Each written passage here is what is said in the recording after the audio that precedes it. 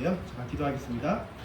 하나님 감사합니다. 하나님 오늘 우리가 하나님 말씀을 또 함께 배워갑니다. 또 공부합니다. 하나님 우리에게 지혜와 총명함을 주시고 하나님 말씀을 잘 이해하고 잘 믿고 살아갈 수 있도록 우리에게 지식을 더하여 주옵소서. 예수 그리스도 이름으로 기도하옵나이다.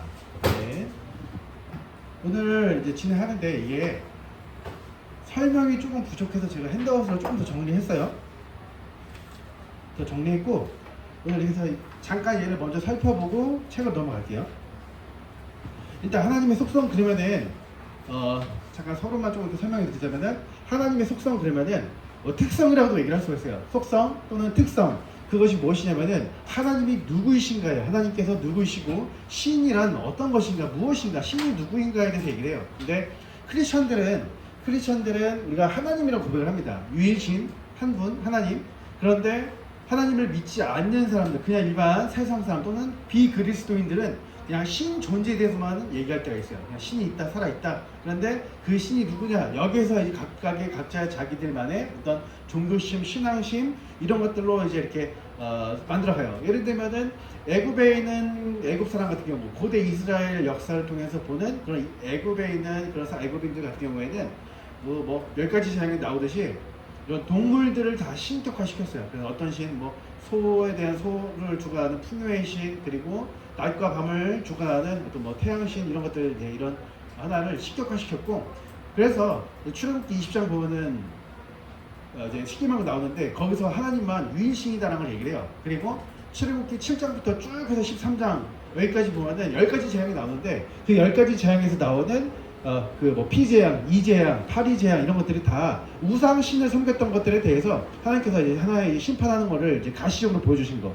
그래서 신에 대한 신념이 있고 그리고 그에 대한 각각의 개인의 철학적 관념들이 있는데 하나님의 이 속성은 이방신으로부터 하나님이 누구이신지를 정확하게 증거하는 그 텍스트가 하나님의 속성에 대한 그 내용이에요. 그래서 지금 이제 우리가 바빙크라는 사람을 우리가 공부하고 있는데 칼빈 같은 사람들은 어떻게 얘기를 하냐면은 삼위일체론을 얘기하기 전에 우상숭배를 먼저 얘기하면서 모든 인간들이 만들어내고 지어낸 신들은 그냥 우상이다, 아이돌에 불과하다 라는 것을 먼저 지적을 합니다. 좀 길게 해서.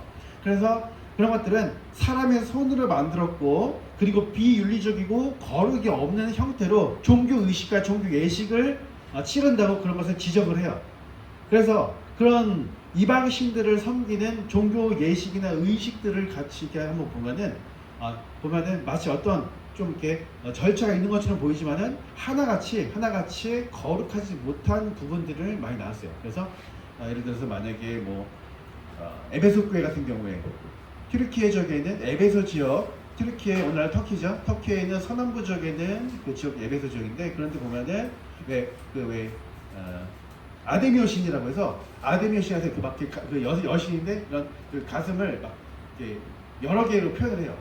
풍요의 여신이라고 해서 괴상한 모습으로 만들어요. 그리고 이 역사적으로 더 거슬러 올라갈 때 로마에서 말하는 신화라는 이런 내용들 보면은 항상 이렇게 거룩하지 못한, 정갈하지 못한 그런 부분으로 많이 묘사합니다. 하지만 그에 대해서 기독교에서 말하는 그리고 유대의 전통으로부터 내려왔던 그런 가르침, 교훈들 보면은 하나님은 항상 가르치는 게 하나님에 대해서 말할 때 거룩을 얘기해요.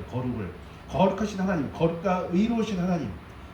내가 거룩하니 너희도 거룩하라. 바로 거룩이 바로 하나님에 대한 속성 중에서 공적 속성에 해당되는데 그 부분을 얘기할 겁니다. 신이 누구인가, 하나님이 누구이신가. 그 부분을 하나님의 특성 또는 속성이라는 부분에서 얘기를 해요. 하나님의 속성은 두 가지를 얘기하는데 하나는 비공유적 속성이라고 하고 하나는 공유적 속성이라고 합니다. 그 부분이에요. 1페이지 들어갑니다. 1페이지 먼저 들어보면은 여러 가지 속성들이 있어요. 근데 그 중에서 자존성에 대해서 봅니다. 자존성. 먼저 한번 저기 휴대폰 어플 있는 사람들 켜가지고 한번 적어볼게요. 출애굽기 3장 14절. 출애굽기 3장 14절을 한번 볼게요.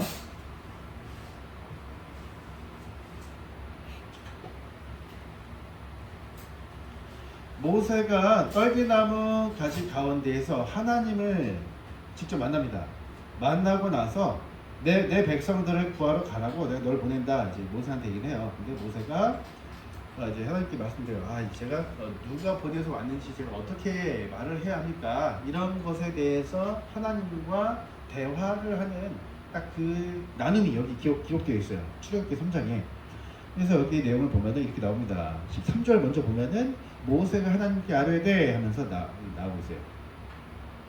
이미 여러 번 얘기한 상태에서 13절부터 중요한 게 내가 이스라엘 자손에게 가서 이르기를 너희의 조상의 하나님이라면은 위에서 얘기했던 대로 아브라함과 이삭과 야곱의 하나님을 얘기를 해요. 그 하나님이 너를 보냈다. 내가 너를 보냈다. 얘기합니다. 그러면서 14절 얘기해요. 14절 다 같이 한번 읽어볼게요. 시작. 하나님이 모세에게 이르시되 나는 스스로 있는 자이니라. 또 이르시되 너는 이스라엘 자손에게 이같이 이르기를 스스로 있는 자가 나를 너희에게 보내셨다 하라. 네. 바로 스스로 계신 하나님께서 모세를 백성들에게 보내셨다라고 이렇게 나오고 있어요. 바로 자존성에 대해서 얘기합니다. 자존성을 볼게요. 자존성은 하나님은 모든 피조물들과는 달리 구별되시고 고유하며 독립적이고 자율적인 존재와 생명을 지니신다. 하나님은 고유한 존재, 고유한 본성, 실체, 본질을 가지시는데 결국 하나님은 스스로 존재하신다는 사실이다. 하나님께서 존재하시는데 스스로 계신다.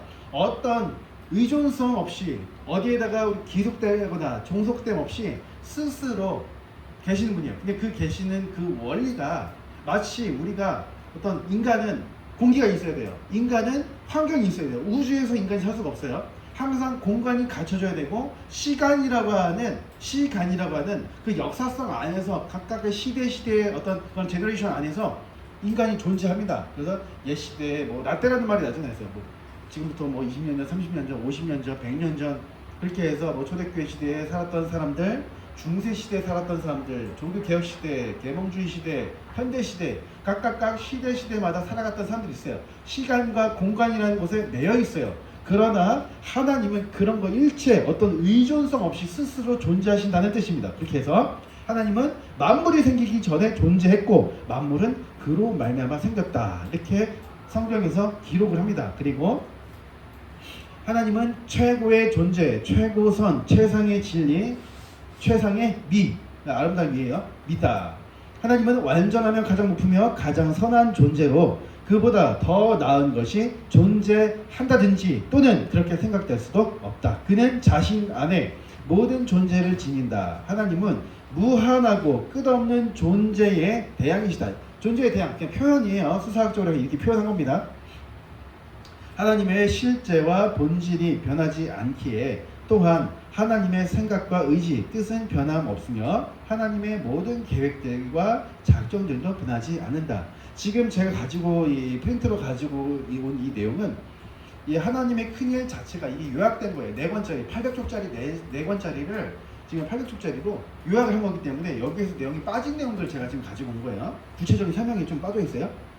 자, 이렇게 해서 자존성을 얘기하면은 무슨 뜻이냐? 하나님께서는 스스로 계신다. 스스로 존재하신다. 어디에도 의존하지 않고 의지할 것도 없고 그저 하나님 자신 스스로 계신다. 전지전능하시다. 라는 것을 얘기하고 있어요. 밑에 불변성. 하나님의 존재는 변할 수 없다. 인간은 가변성입니다. 인간은 늘 변해요. 생각도 변질되고 모습도 변합니다. 나이를 조금씩 먹으면은 모습이 변해져요. 생각하는 거 변합니다. 예를 들면은 이런 것도 볼 수가 있어요. 하나님은 예수님도 똑같이 불변성을 가지고 계세요. 그런데 예수님은 우리가 나중에 성육신 기독론에서 배울 건데 예수님 같은 경우에는 변하는 부분들이 있어요. 어떤 것이 변하냐? 신성에 따라서는 그대로 전혀 변함이 없으신데 인성에 따라서는 변함이 있어요. 어떻게 변하냐? 지혜와 키가 자라가시고 하나님과 사람들에게 사랑스러워지시니라. 이 내용이 나옵니다. 예수님은 인성에 따라서 가변적인 가시적 모습이 있었어요. 인성에 따라서. 신성에 따라서는 전혀 변함이 없죠. 불변이에요. 불변성. 그런데 예수님은 본래 그리스도 하나님의 아들은 영원 전부터 스스로 계신 한 분 하나님이에요. 위격적으로는 고유한 특성이 있어요. 그러나 때가 참에 갈라디아서 4장 4절 때가 찼을 때 하나님의 시간표에 때가 되었을 때에 여자에게서 나세요. 창세기 3장 15절의 그 옛 은혜 언약의 성취가 그리스도의 성육신으로부터 나타나고 보여지고 가시적으로 나타납니다. 그래서 예수님께서는 인성에 따라서는 지혜와 키가 성장하시기 때문에 육체적으로는 가변적이에요. 맞아요. 그러나 본성에 있어서 신성에 있어서 전혀 네, 달라지는 것 없다. 감사합니다. 자, 그러나 여기서 말하는 이 불변성은 신적 속성, 고유한 신적 속성을 얘기하고 있어요. 아빠가 아직 안 오셨네? 일단 같이 저거 아니야 저거? 뒤에? 예? 네, 그럼 하나씩 나눠서 드세요. 여유 있게 합시다 오늘 과제. 우리 1과 한 과밖에 안 하니까 오늘부터 한 과만 할 거예요. 2과씩 안 할 거예요? 오늘부터 한 과씩만. 한 과씩만.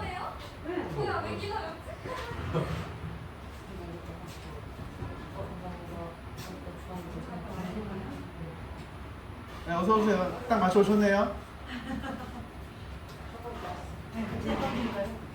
네, 저도 하나만 주세요. 아, 예, 감사합니다. 네, 저는 쉬는 시간 갖겠습니다. 그 핸드아웃 다 저 뒤에 갖다 놨어요.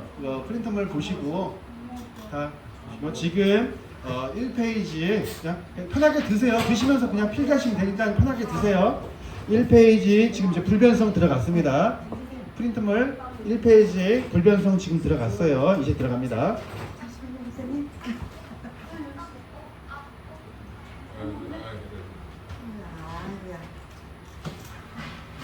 비록 저기 빵 5개가 500년 아니어도 네, 빵 10개 10명서 먹을 수 있으니까 되게 자체가 감사하네요. 예수님은 빵 신성에 따라서는 빵 보리떡 5개로 5,000명 먹이시는데 우리는 빵 하나 빵 10개로 12명 먹을 수 있어요. 쪼개서 잘 나눠서 이렇게 좋습니다. 불변성이에요. 하나님의 존재는 변할 수 없다. 제가 말씀드렸어요. 예수님께서는 인성에 따라서는 육체적으로는 변화가 있었어요. 그리고 변화산 사건 때도 변화가 있으십니다. 인성에 따라서는 변화가 있어요. 지혜와 키가 성장하세요. 하나님과 사람들에게 사랑스러워지십니다. 점점 성장하시고 소년 예수님도 계셨고 유대인들 학자들하고 논쟁도 하시고 그러나 그분의 고유한 위격적 특성은 불변성입니다.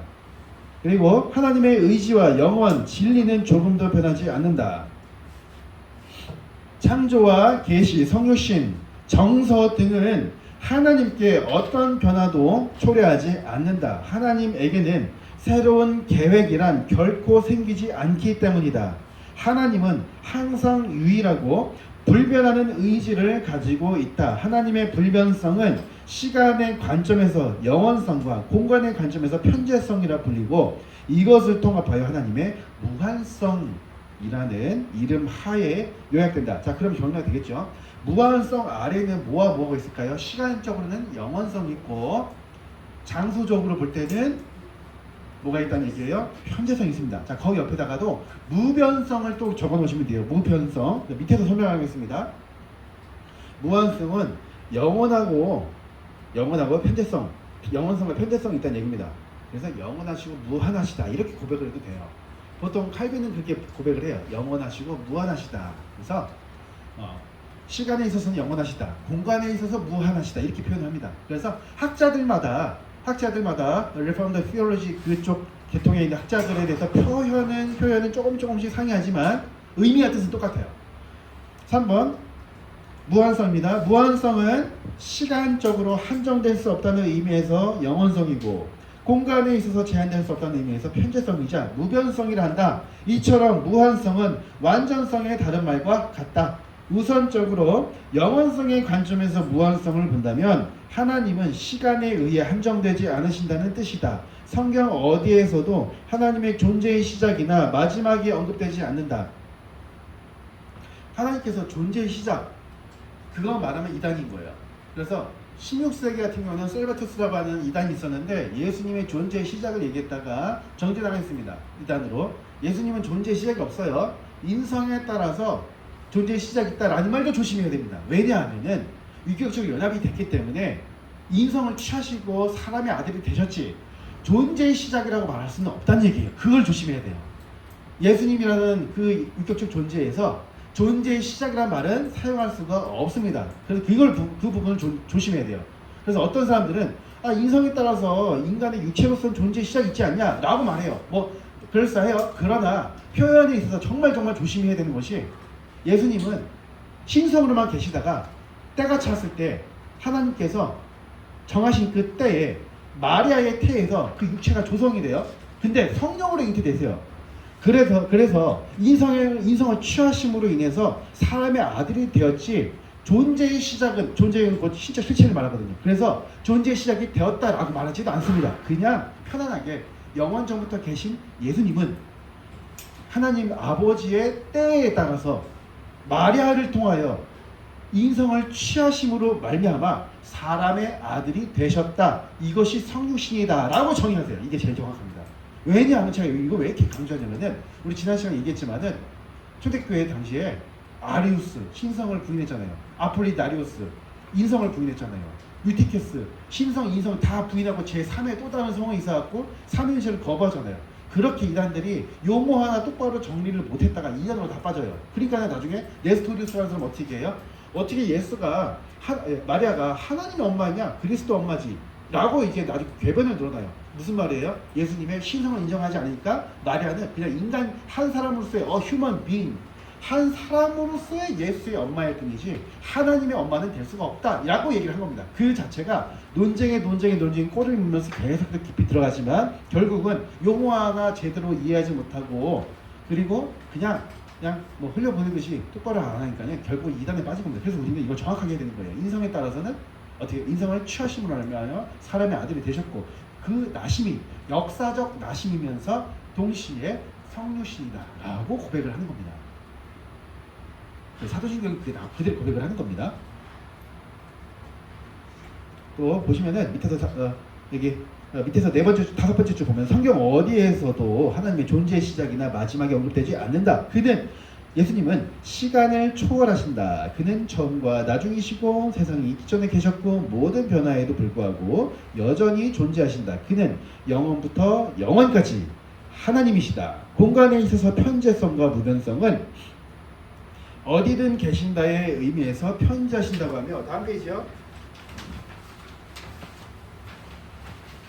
계신 곳은 차원의 세계를 넘어서 변이 없다. 삼각형이든 사각형이든 삼천이든 변이 이렇게 있어요. 변이 있는데 그 변 안에 가둬 있는 게 아니라 그 변 자체가 속성에 있어서 무의미하다는 겁니다. 어떤 공간 틀 안에 갇혀 있다는 게 아니야. 삼천이 딱 세계 안에 갇혀 있다는 게 아니라 모든 것을 넘어서 어느 곳에든지 항상 계신다는 뜻이에요. 자, 여기서 질문 해볼게요. 신성에 따라서는 어떻게 계시고 인성에 따라서는 어떻게 계실까요? 신성에 따라서 모든 곳에 계신 분이, 인성에 따라서 어디에 계세요? 아버지의 보좌 우편에. 그래서 사도행전 1장에서 딱 이렇게 올라가실 때 책망하잖아요. 어째서 갈릴리 사람들아 이렇게 쳐다만 보고 있느냐? 예수님은 오실 때 본 그대로 다시 오실 거다라고 얘기를 해요. 인성에 따라서는 보좌 우편에 계세요. 신성에 따라서는 모든 곳에 계세요. 그래서 이것을 우리가 이해를 하기 전에 아멘으로 먼저 믿고 시간이 흘러가면은 자연스럽게 이해가 됩니다. 그래서 모든 신학은 성경의 기초에서 배워가되 우리가 이성적으로 합리적으로 어떤 논리성을 가지고 이해하려고 접근하게 되면은 어떻게 될까요? 불가지론에 빠집니다. 어떻게 할 수 있냐? 몰라. 불가지론자들이 그렇게 주장을 해요. 알 수 없다요. 그러나 그것을 이해하고 믿고 그저 그냥 아멘으로 화답하는 사람들은 하나님의 불가해성을 믿게 되는 겁니다. 하나님은 우리의 이성으로, 우리의 마음으로, 우리의 생각으로 어떤 도구적으로는 완벽하게 이해할 수 없지만은 그러나 마음으로 믿을 수 있다. 그래서 사도 바울이 뭐라고 해요? 입술로 시인해서 의에 이르고 마음으로 믿어 구원에 이른다. 반대는요. 마음으로 믿어 의에 이르고 입술로 시인하여 구원에 이른다. 그 고백을 하는 겁니다. 계속 볼게요. 그래서 첫 번째 줄 보면은 무변하시다는 뜻이다. 하나님은 창조주이시며 모든 실제하는 것은 절대적 의미에서 항상 그의 소유이다. 그는 하늘과 땅의 주요 소유주이시며 모든 피조물과 심지어 모든 장소와 공간 위에 계신 높으신 분이다. 하늘과 땅이라도 그를 받을 수 없다. 성경 전체는 하늘이 비록 피조물이라 할지라도 그것이 존재한 이유로 특별한 의미에서 하나님의 거처요 보좌라는 생각에 기초를 두고 있다. 그래서 광대성. 하늘과 땅이 다 피조세계입니다. 피조물이에요. 하늘, 궁창도 피조물입니다. 구름, 하늘, 파란 하늘, 은하계, 저기 혹시 그런 말 들어보셨어요? 어떻게 이런 생각이나 이런 것들이 저기 안드로메다로 넘어가냐 이런 얘기를 한 그런 게 있습니다. 그래서 그런 표현들이 있어요. 개념이 이렇게 없냐 막 이렇게 표현할 때 그런 사람들이 이렇게 있습니다. 그래서 일부러 그런 말을 해요. 좀 안 좋은 말인데 그럴 때 이제 그런 표현을 쓴다고 해요. 그러니까 안드로메다를 이렇게 한번 찾아서 보면은 뭐 멀리 있다고 해요. 많이 멀리 있다고 합니다. 그것마저도 하나님의 말씀으로 하루 만에 그냥 말씀으로 순식간에 그냥 그 날에 만들어졌어요. 셋째 날에 해와 달과 모든 별들, 은하계 이런 것들이 그냥 말씀으로 다 지어졌습니다. 첫째 날 빛을 만드시죠. 둘째 날에 궁창을 만듭니다. 셋째 날에 땅을 만드시죠. 넷째 날엔 넷째 날이네요. 해와 달과 모든 것을 넷째 날에 만드시죠. 그 넷째 날에 모든 것을 만들었습니다. 자, 여기서 질문해 볼게요. 하나님께서 말씀으로 하루하루를 창조하셨는데 공전과 자전을 해요. 그게 넷째 날이에요. 네 번째 날부터 24시간이라는 개념이 도입됐을까요? 아니면 첫째 날부터 24시간이라는 개념이 도입된 것일까요? 넷째 날이요. 넷째 날부터. 야, 이거 과학주의. 오케이. 이거는 중요해요. 이거는 이제 수련회 때 그 얘기 할 건데, 그래서 우리가 과학자들은 넷째 날 아니겠냐? 그나마 그 중에서도 하나님을 믿는 사람들은 그 노터론이 엄청 많아요. 근데 우리는 그래서 하나님께서 우리에게 남겨주신 말씀으로 우리를 그걸 역추적하는 겁니다. 그래서 출애굽기 20장과 신명기 5장에 보면 뭐가 기록돼요? 십계명.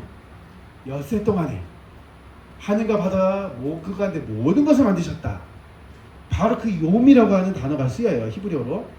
그게 24시간이라고 얘기를 합니다. 바빙크, 칼빈, 모든 레폼드 티올로지 개혁 신학자들은 성경과 모세 오경과 기록에 의해서 그 하루를 태양계 있던 없던 그 상관없이 그냥 요미라고 하는 그 하루 날짜를 24시간으로 봐요.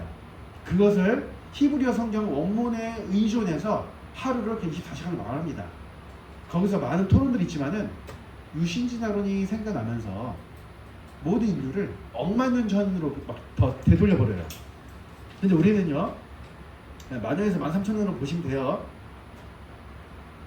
저기 에스라 성강대학원 대학교에서도 구약학교수님이 또 말할 때 그런 부분이 많이 이렇게 벗어난 부분들이 있는데, 그냥 우리는 잘했다 잘못했다 맞았다 틀렸다 떠나서 우리는 그냥 이 신학자 이런 신학자들의 가르침을 따른다 해서 그냥 인류가 몇 년이냐 그러면은 그냥 6천년에서 13,000년 정도 사이로 보고 하루를 창조 할 당시에 하루 자체를 3억 년, 10억 년 이렇게 보는 게 아니라 24시간으로 본다. 그래서 말씀으로 하루하루마다 6일 동안 천지를 창조하셨다. 우리는 그렇게 믿어요. 그게 성경적이고, 그렇게 해서 근거는 정말 여러 가지 있지만은 다 다루셨으니까 그 정도로만 말씀드릴게요. 그래서 우리는 그냥 하루 24시간 용을 하루를 본다. 그 시간을 보면은 24시간 하루를 86,400초 이렇게 보겠다. 이렇게 넘기시면 돼요. 이렇게 해서 천지 만물을 6일 동안 창조를 하셨다. 그래서 창조주 하나님 이렇게 우리가 믿으면 충분합니다. 그게 그냥 자체가 믿음이에요. 자, 계속 보겠습니다. 이번에는 넘어가서 4번 단일성, 유일성, 단순성. 하나님의 신적 본질은 하나이시고 그 이상이 될 수 없다. 이것은 절대적인 단일성을 뜻함과 동시에 독특성과 유일성 그리고 수적 단일성으로 구분된다. 처음부터 하나님은 한 분이시다. 오직 그분만이 신이시고 창조주이시고 구속주이시다. 오직 하나님만이 삼위로 계신 하나님이시다. 하나님은 그 어떤 물체나 물질로 여겨질 수 없다. 어떤 원소나 분자로도 그분을 말할 수 없다. 하나님은 가시적 구성 요소로, 즉 물, 땅, 바람, 불 또는 공기와 같은 그런 원소로 구성된 어떤 형체를 지닌 물이 아니시다. 만물 물자예요. 하나님은 한 분이십니다. 그래서 단일성이자 유일성. 하나님은 어떤 화학적 성분으로 구성된 어떤 물질이 아니시다. 그래서 단순성. 그냥 그렇게 쉽게 생각하세요. 괜찮으니까. 그래서 본질이 하나라는 겁니다. 유일성이라는 얘기예요. 본질 하나, 한 분 하나님. 그러나 삼위로 계신 하나님. 그분은 물질, 물체, 형체를 지니신 그런 물이 아니시다. 만물이 아니시다. 만물을 지으신 하나님이십니다. 그래서 그 밑으로 보면은 스스로 불변하신 하나님이 변하는 피조물들을 존재하게 할 수 있으며 스스로 영원하신 하나님이 시간 속에 들어올 수 있으며 스스로 측량할 수 없는 하나님이 자신의 존재와 더불어 모든 공간에 침투해 올 수 있으며 절대적 존재인 하나님이 또한 생성되는 피조물에게 고유한 위치를 제공한다는 사실이다. 하나님의 영원성에는 한순간의 시간도 없고 하나님의 광대함에는 한치의 공간도 없으며 하나님의 존재에는 생성의 그 어떤 요소도 발견되지 않는다. 이 바빙크의 주장입니다. 하나님은 스스로 계신 분이지 어떤 원인이 있어서 존재의 시작이 갖춰진 적용되는 그런 하나님이 아니란 얘기예요.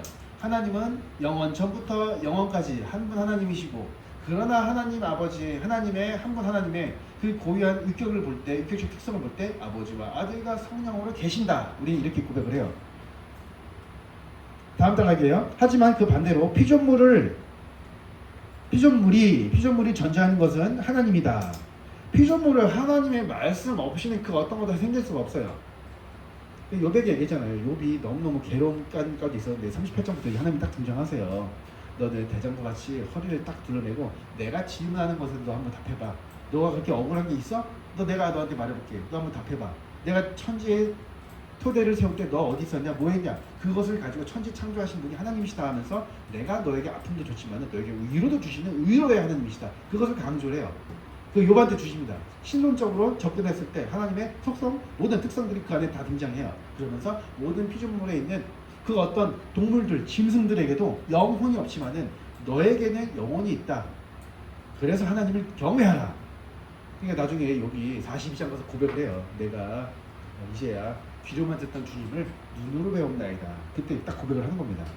하나님의 이 신적 속성을 깨닫고 난 욥이 하나님이라는 그 존재를 마음으로 믿음으로 말미암아 하나님께 내가 이 인격적인 주님을 배움나이다 라고 고백을 하는 거예요. 하나님을 인격적으로 만나게 될 때야 비로소 마음으로 믿어서 의에 이르게 되는 거예요. 그것을 입술로 고백을 할 때 구원에 이르게 된다는 겁니다. 입술로 시인하는 거예요. 부인하는 게 아니라. 밑에서 네 번째 줄이요. 그분의 위대함은 하나님이 피조물에게 내려올 수 있으며 초월적 존재이면서도 모든 피조된 존재들 사이에 내재하여 거주할 수 있고 자신을 보존하면서도 자신을 줄 수 있고 자신의 불변을 절대적으로 유지하면서도 자신의 피조물들과 셀 수 없이 많은 관계를 맺을 수 있다는 사실입니다. 다음 페이지요. 공유적 속성입니다. 공유적 속성은 한 페이지로 그냥 일단 이걸 설명을 일단 해볼게요. 영적 본성에 대해서 나와요. 영성을 말할 때 영적 본성이요. 영성을 말할 때 이 단어는 하나님의 영적 본성이라는 뜻으로서 하나님의 신적 본질이 단순성을 소유하며 자연적 속성이 아님을 말한다. 하나님의 비육체적 실체를 가리키는데 오직 하나님의 존재론적 고백 안에서 밝혀진다. 궁극적으로 하나님은 영이시라는 뜻이다. 요한복음 4장 24절에서 뭐라고 하냐면은 하나님이 영이시니 예배하는 자가 영과 진리로 예배할지니라 이렇게 고백을 해요. 하나님은 영이시라고 할 때 이 영은 인간에게 주신 그 만물물로서 영혼이 아니라 하나님의 신적 본성을 가리킵니다. 그러므로 영성이라고 불리는 하나님의 영적 본성이자 본질은 하나님이 영원한 분이시고 편지하시는 분임을 말한다. 그리스도의 영, 하나님을 영이라고 부르고 그리스도의 영, 하나님의 영입니다. 오자예요, 오타예요. 그리스도의 영이자 하나님의 영 그렇게 부릅니다. 영이라고 할 때 따라서 하나님을 영과 진리로 예배하라고 요구했을 때 직접적으로 영성을 언급하신 것이다.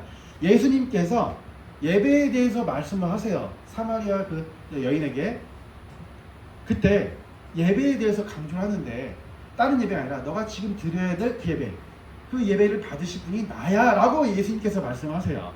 근데 하나님의 영이시다. 영적 본성, 영적 실체, 비가시적 실체이신데 그분을 공경하라.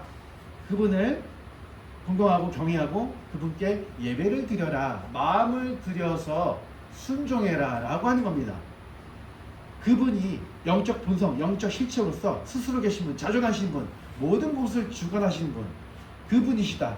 그런데 그게 바로 나야 라고 가르치시는 거예요. 그래서 우리가 왜 영성이라고 할 때 영성이라는 말을 좀 조심해서 쓸 필요가 있어요. 계속 보겠습니다.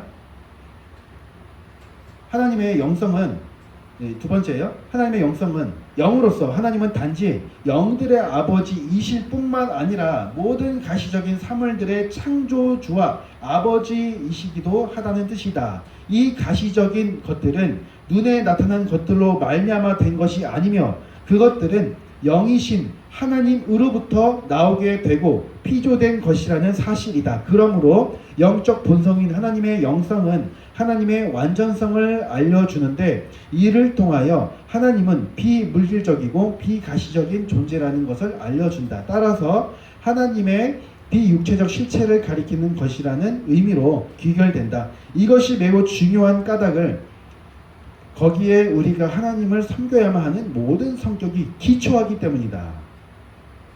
영과 진리로 예배하는 것은 하나님의 영적 본성에 기초한다. 오로지 이것을 통해서만 모든 형상 숭배가 원리적으로 그리고 영원히 제거되기 때문이다. 그러니까 모든 하나님께 우리가 영광을 올려드리는데 그 영광을 돌려드리는 그 영적 본성이신 그 하나님은 어떤 분이냐면은 영들의 아버지시자 영 자체시다.